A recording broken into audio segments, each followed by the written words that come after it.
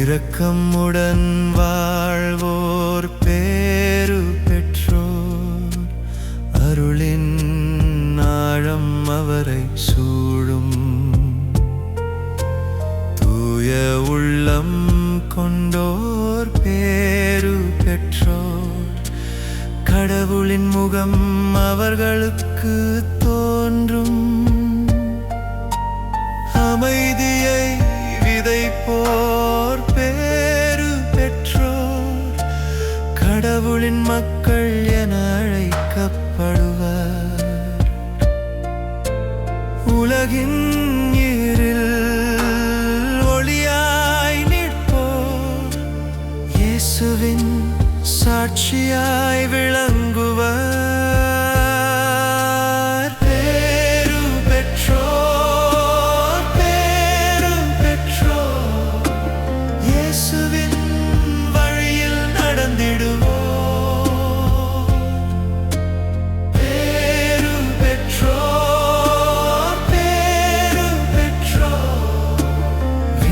அரசு அவர்களுக்கே உரியது.